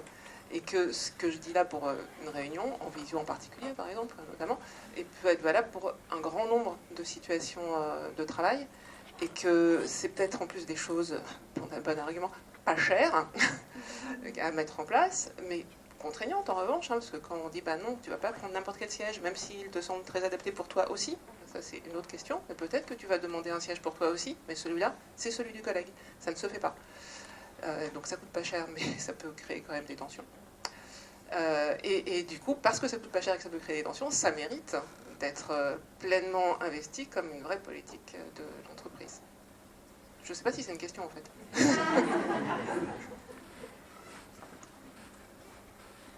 Bonjour, Didier Delperroux, directeur d'association. Alors, je suis confronté régulièrement à des salariés en situation de handicap. Je suis un peu pris au dépourvu, je n'ai pas fait les formations obligatoires ou autres, et donc je fais du bricolage. Et je me retourne souvent sur deux instances principales qui sont la GFIP et le service de médecine du travail auquel on cotise, quoi. Et généralement, j'ai un traitement administratif par la GFIP. J'ai beau essayer de demander des conseils, des choses, et tout ça, c'est un peu compliqué, quoi, le lien entre la GFIP et les petites organisations comme nous. Et médecine du travail, là, c'est catastrophique. J'ai un formulaire avec marqué apte. Et j'ai rien d'autre. J'ai pas de recommandations, j'ai rien du tout. Et après, dans les faits, on s'aperçoit qu'évidemment, il y a des besoins spécifiques. Et donc nous, ok, le manager, comme tu l'as dit, on doit tout faire, savoir tout faire, tout ça, exactement. C'est évident, c'est la société, il faut toujours un coupable de quelque chose. Et le manager, c'est la cible idéale. Mais donc voilà, Voilà, on a un peu pris au dépourvu là-dessus, quoi. C'est pas évident. Et merci à Madame Dordain d'avoir souligné aussi l'illettrisme.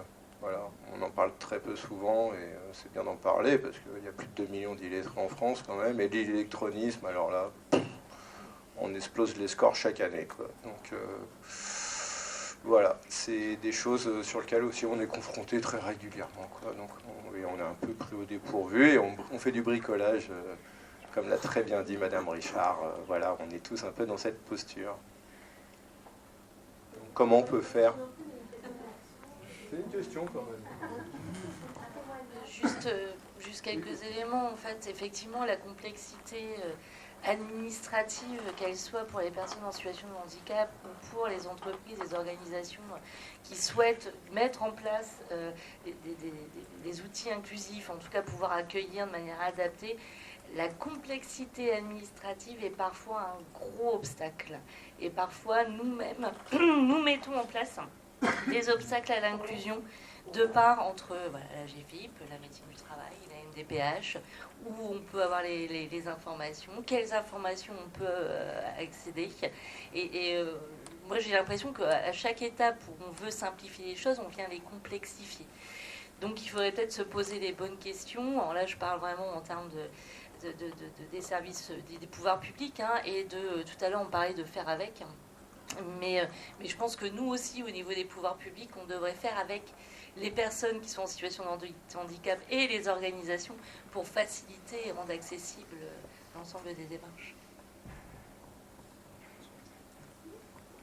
Alors moi j'avais une question autour de la révélation, vous l'avez un petit peu évoqué tout à l'heure, mais est-ce que vous avez... Alors moi je viens de petites organisations et c'est pas toujours facile d'aborder ce sujet-là avec une équipe qui est en place. Et voilà. Est-ce que vous avez un peu des idées ou vous avez expérimenté des approches innovantes pour favoriser le dialogue, la révélation et donc la mise en place de solutions aidantes pour les personnes qui en auraient besoin? Là, je peux vous parler un peu de mon expérience dans l'enseignement supérieur. C'est vrai que même rien que sur les aménagements d'études, il marche ou? Oui, c'est bon. Okay. Rien que sur les aménagements d'études, ça peut être complexe pour les mêmes raisons qu'on va retrouver en entreprise. Je veux pas être stigmatisée. Je veux pas aussi que l'entreprise profite du système. Ça, c'est un peu l'effet pervers du cadre légal. C'est du coup, si je suis réduit à mon statut de handicap, j'ai pas envie d'avoir cette étiquette-là dans l'organisation. Après, en termes d'approche, nous, c'était simplement s'adapter à la temporalité de la personne, c'est-à-dire on a de nombreux étudiants qui parfois vont ne pas réussir leurs examens parce qu'ils n'ont pas osé demander de ce genre de situation. Et c'est vrai que, des fois, même s'ils sont venus nous voir, on sait que c'est pas encore le moment. Et donc l'idée, c'est d'essayer de trouver un peu la bonne temporalité pour qu'à un moment, ils fassent le lien entre leurs besoins et puis ce que l'organisation peut leur proposer. Mais oui, souvent ça prend du temps. C'est une posture qui, des deux côtés, peut... Je compléterai en disant qu'effectivement, il faut respecter la temporalité de l'individu, ça c'est sûr, parce que c'est une question personnelle en fait, et c'est une décision, et ça reste une décision personnelle. En revanche, dans les organisations, je pense que ce que nous devons mettre en place, c'est un cadre et un climat de confiance sur la question du handicap. Et après, la personne viendra effectivement face à la responsable diversité, au RH ou éventuellement même le service santé du travail. Mais l'idée, c'est vraiment de construire ce climat de confiance à travers des actions qui sont assez simples. Ça peut être effectivement le réseau de référents handicap, ça peut être de mettre en place de la sensibilisation et de la formation. Mais en fait, c'est tout simplement déjà de créer une culture du handicap au sein des organisations qui manque énormément. Puisque la plupart des gens ne savent pas ce qu'est le handicap. Alors, c'est vrai que déjà la définition est effectivement pas évidente, mais en tout cas, d'en faire un sujet de conversation comme un autre. Et moi, qui fais de la diversité depuis un certain temps, je m'amuse souvent à dire qu'aujourd'hui, dans les entreprises, il est plus facile de faire son coming out que de dire qu'on est en situation de handicap.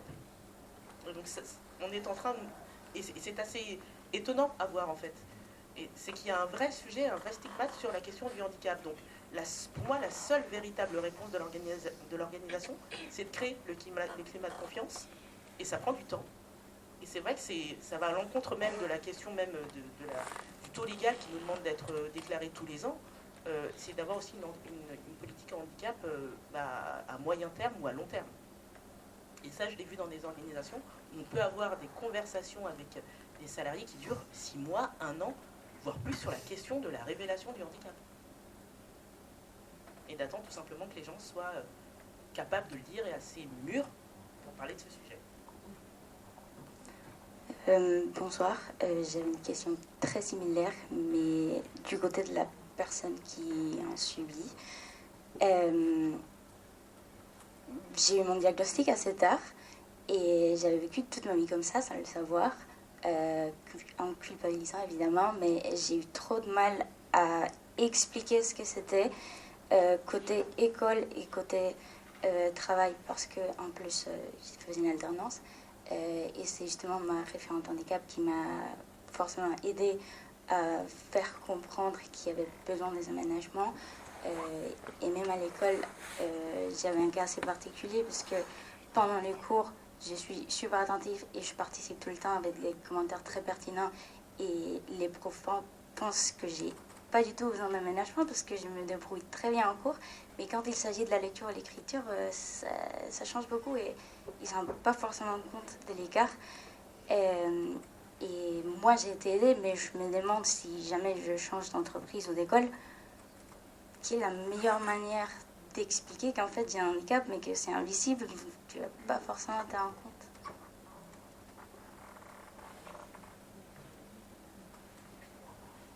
Pour moi, effectivement, ça reste une démarche personnelle déjà, quoi qu'il arrive, et effectivement de l'expliquer et de partir du besoin qui est le vôtre.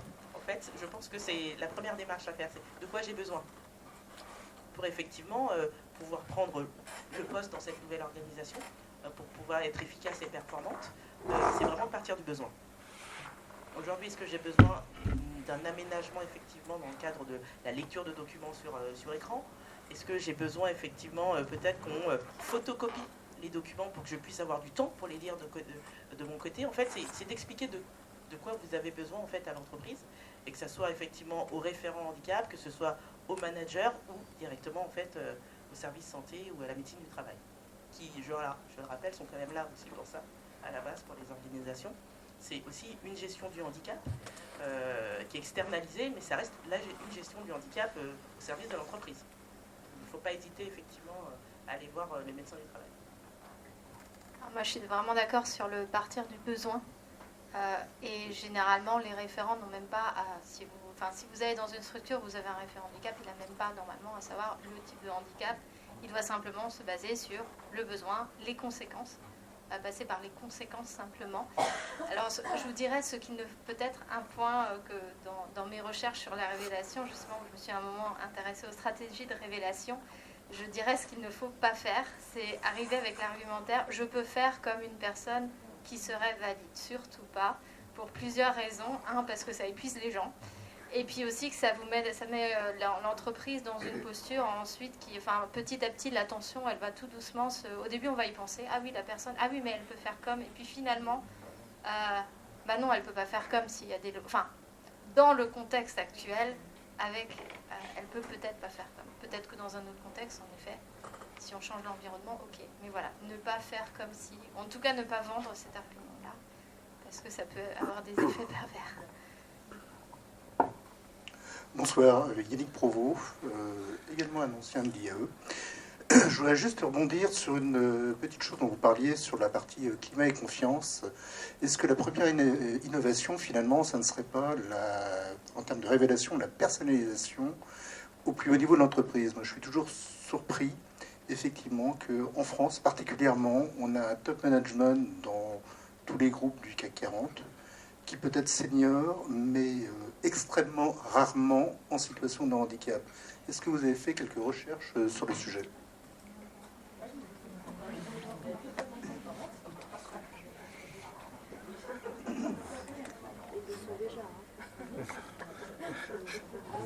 au niveau du secteur de la mutualité, je crois que l'un des présidents est aveugle. Je crois que c'est l'un des seuls que je connais. Ouais, c'est l'un des seuls pour avoir été dans le secteur, mais si, oui, il y en a pas beaucoup. S'il y en a qu'un, ça va être compliqué d'avoir un échantillon.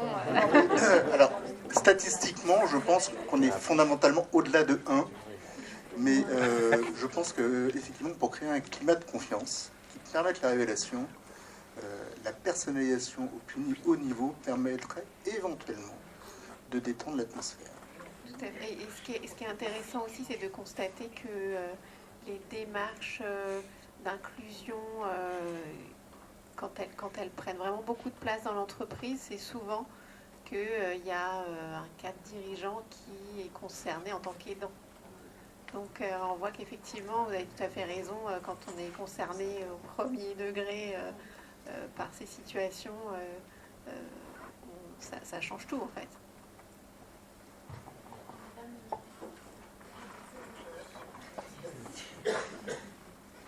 Bonsoir, je suis Emmanuelle.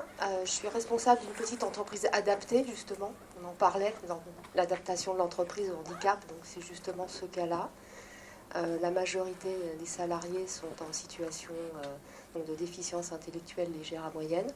Donc je voulais juste apporter deux remarques. Donc pour la dame qui se demandait comment faire pour être accompagnée au regard de sa difficulté en cas de changement d'école, changement d'employeur. Donc n'oubliez pas d'en parler à France Travail. Aujourd'hui, France Travail, les Cap Emploi, les missions locales si vous êtes jeune, parce que les réseaux locaux et territoriaux fonctionnent. Et je travaille personnellement avec tout ce réseau-là. Et lorsqu'on nous présente des profils, eh bien, on sait exactement ce qu'a la personne, ce dont elle a besoin. Et vous, c'est à vous d'exprimer votre besoin, effectivement, auprès de ces organisations. Voilà. Et puis, monsieur, à la réponse sur les études concernant le taux de handicap auprès des dirigeants du CAC 40, alors là, vous m'excuserez, c'est de l'humour, mais la question, c'est, je me demande de quel côté de la barrière se trouve le handicap.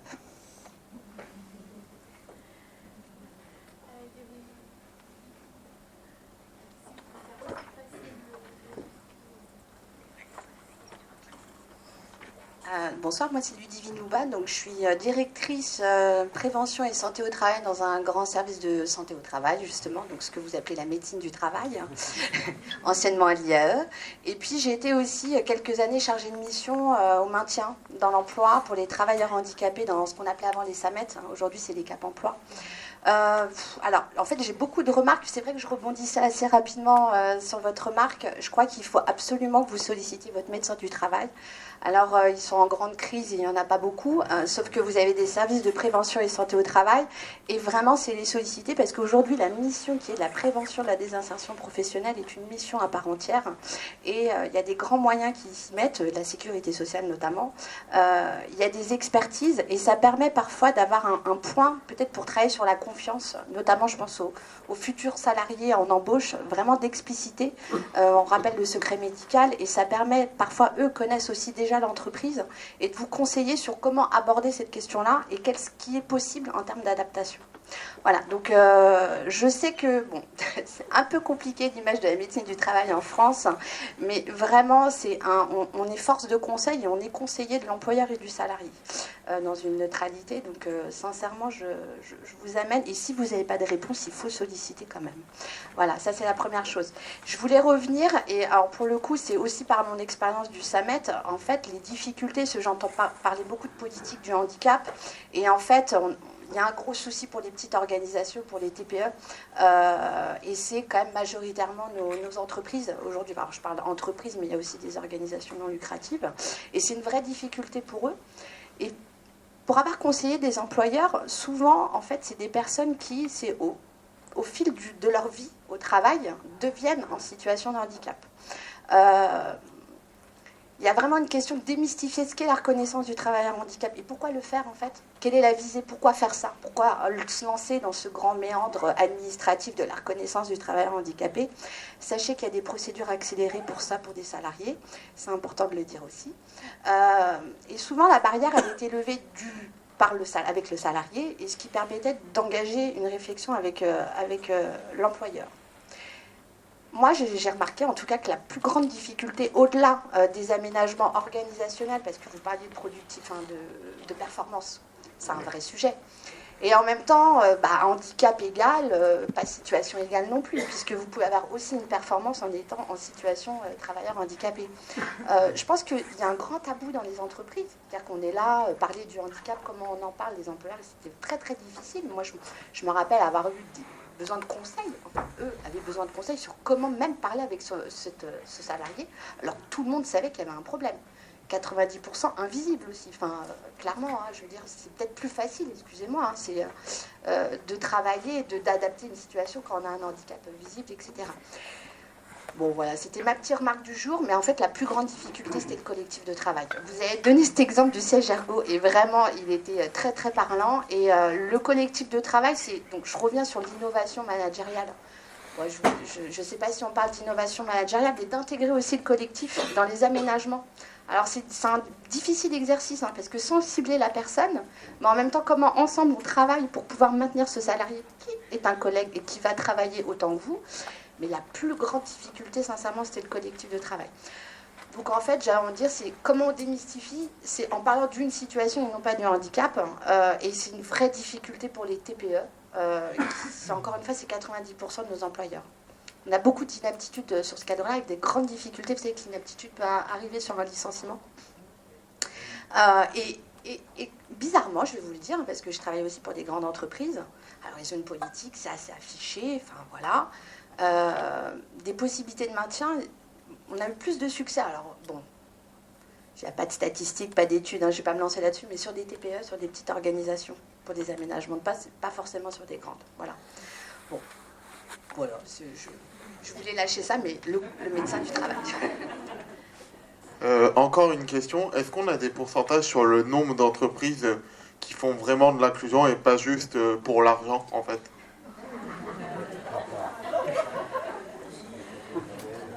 Alors moi je voulais simplement, je ne sais pas, mais je voulais rebondir très rapidement sur le collectif de travail et impliquer par exemple les collègues dans le cadre d'un aménagement de poste. C'est des choses que j'ai déjà pu mettre en place dans d'autres organisations, et c'est vrai qu'on le fait particulièrement sur des handicaps lourds.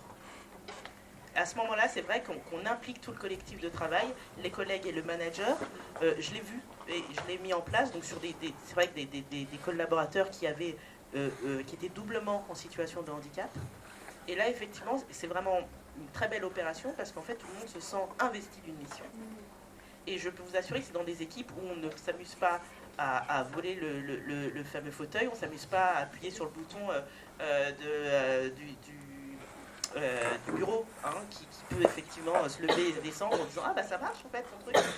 Non en fait, parce que là effectivement on touche quand même, on manque de respect en fait au matériel de la personne en situation de handicap. Donc moi j'y crois, mais c'est vrai que c'est coûteux en temps pour le manager. Ça peut être coûteux en temps aussi pour la personne qui est en charge de la mission handicap, parce que souvent elle est seule dans cette fonction. Et donc de prévoir en fait effectivement à chaque fois des actions de sensibilisation autour d'une personne et de son collectif de travail, ça peut être effectivement très chronophage en termes de temps et puis très énergivore aussi. Mais je sais que ça se fait quand on est sur des handicaps assez lourds, souvent avec des personnes en fauteuil qui ont souvent aussi besoin en plus d'une aide particulière, d'une aide humaine, c'est facile. Et là, on implique tout le monde. Donc ça se fait. Oui. Bonsoir. Moi, c'est Tidiane. Je suis actuellement étudiant à l'IAE. Et en fait, vous parliez tout à l'heure du coup de la désignation de référents pour le handicap et surtout au niveau du coup de la vie étudiante et de comités d'étudiants qui se composaient d'étudiants handicapés ou non d'ailleurs pour que la parole se libère et pour que ça soit plus facile aussi d'aller de se confier. Je pense notamment aussi au handicap invisible. Moi, je voulais savoir dans quelle mesure vous pensez que la mise en place de tels référents, peut-être surtout au niveau universitaire, pose pas trop de stigmatisation pour les étudiants qui seraient en situation de handicap eux-mêmes. Et sinon, comment est-ce qu'on peut attirer un peu plus en fait de personnes à se désigner elles-mêmes référentes dans ce genre de situation?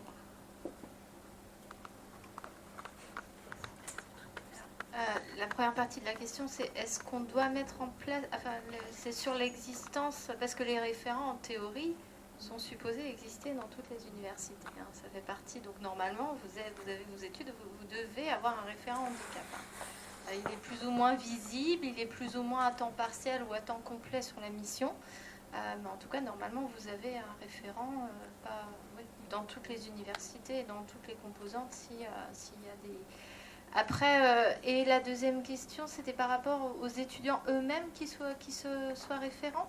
Oui, tout à fait. C'était s'il y avait possibilité déjà que ça le soit. Alors pour l'instant, je ne sais pas si ça existe, c'est une très bonne idée, en effet, d'avoir des étudiants qui porteraient, comme le font les entreprises sur des collectifs.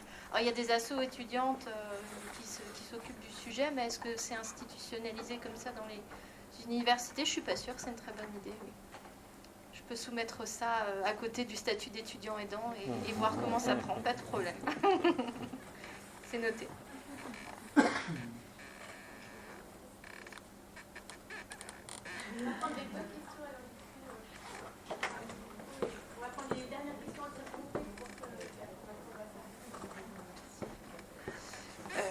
bonsoir, je m'appelle Sénia.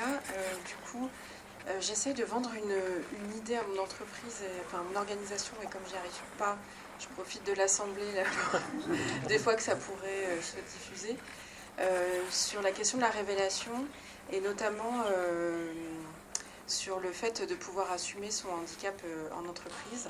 Je me dis que ça serait très intéressant, et pour faire le lien avec ce que vous disiez sur les managers, que en fait des managers, dans mon organisation, il y a plein de managers dont je sais qu'ils ont un handicap plutôt invisible puisque ça ne se voit pas, et qui n'osent absolument pas prendre la parole dessus.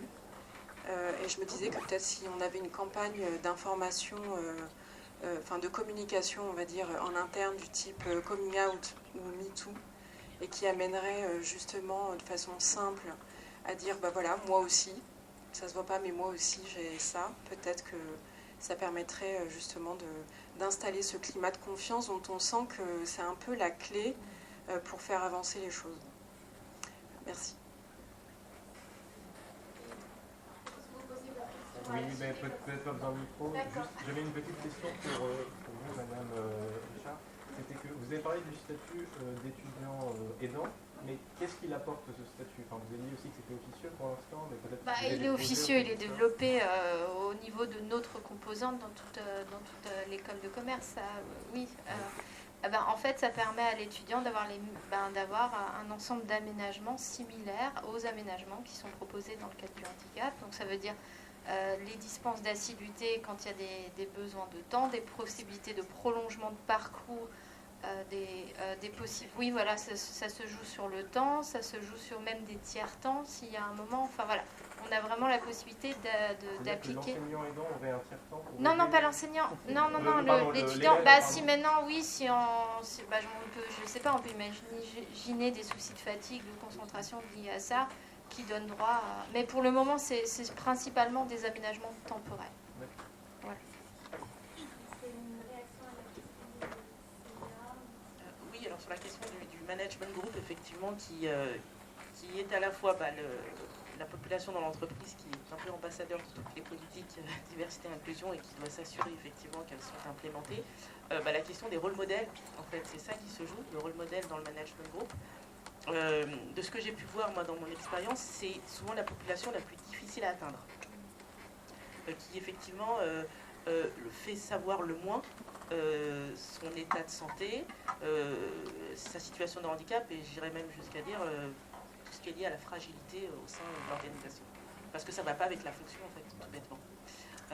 Et effectivement, je sais que dans beaucoup d'entreprises, il y a effectivement des campagnes de communication et de sensibilisation en interne sur effectivement en tant que rôle modèle, mais alors c'est pas vu comme le rôle modèle handicap, ça sera vu au sein d'une communication beaucoup plus large des rôles modèles, c'est-à-dire les femmes au sein de l'entreprise, les plus de 50 ans, les moins de 26 ans, la personne en situation de handicap ou la personne qui accepte effectivement de vivre son homosexualité et de le faire savoir. Donc c'est vrai que la stigmatisation du handicap, elle est particulière. Et que je pense que ce qui se joue derrière, c'est vraiment tout ce qui est lié à la fragilité de l'individu.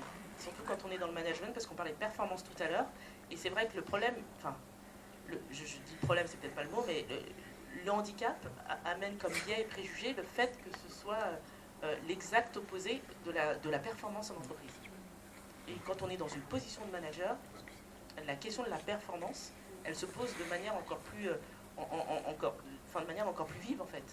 Parce qu'on est à la fois celui qui porte des politiques, on est regardé, et on sait que pour ceux qui sont managers, le management c'est un véritable miroir. Hein. Voilà, on a le résultat automatique, on le voit dans les yeux de nos collaborateurs, dans leur manière de fonctionner, dans leur manière de nous répondre, et leur manière d'agir aussi dans l'entreprise. Donc la question de la fragilité, pour moi, c'est ce qui se joue. Et c'est honnêtement, dans toutes les entreprises où je suis passée, où on a dû vraiment porter les questions de handicap sur le management group, c'est là où c'est le plus compliqué. C'est vraiment le plus compliqué. Et je trouve que d'ailleurs, par exemple, les jeunes, ceux qui sont en alternance ou en stage dans les entreprises, la question du handicap, elle se pose vraiment différemment. Les jeunes sont beaucoup plus accessibles à cette question-là de la représentation du handicap, mais même sur les autres sujets de la diversité et de l'inclusion. Donc en plus, je pense qu'il y a un côté générationnel, et après, il y a la question de ma place dans l'organisation, et bien sûr, ce que je représente aussi à travers la fonction de manager. Eh bien, ça va être le mot de la fin, ou plutôt les 3 mots de la fin. Merci beaucoup aux intervenantes. Merci beaucoup aussi pour les questions que vous avez posées. Je souhaitais conclure avec finalement 3 informations capitales. La première, un événement, du coup, le 27 mars. Oui, je voulais juste vous inviter aux rencontres de la chaire Technology for Change les 26 et 27 mars. Le 27 mars, on donnera les résultats de notre observatoire d'innovation inclusive. On a interrogé 30 personnes au sein de très grandes entreprises en France pour savoir quelles sont leurs pratiques en matière d'innovation organisationnelle et en matière d'innovation produits-services. Ça se passe au Collège de France. Et le 26 mars, on organise un jeu sérieux qui s'appelle Tous Inclus, qui permet de sensibiliser les salariés, les collaborateurs à l'innovation inclusive. Merci beaucoup. La deuxième chose, c'est juste, donc j'ai donné la parole à Nicolas Houguet au début. J'aimerais bien conclure par une philosophe et militante, notamment pour le droit des personnes en situation de handicap en France. On a un tissu qui est très actif, méconnu, mais qui est très actif, et qui nous dit, donc de toute façon, je ne veux pas me présenter comme l'héroïne d'une histoire de résilience ou de dépassement de soi, ni contribuer aux discours ambiants qui font du handicap une tragédie personnelle. Et je trouve que finalement, travailler sur ces deux revers finalement d'une même pièce me semble assez intéressant pour conclure ces questions d'innovation managériale autour du handicap. Et troisième information capitale, il y a beau au fond de la salle.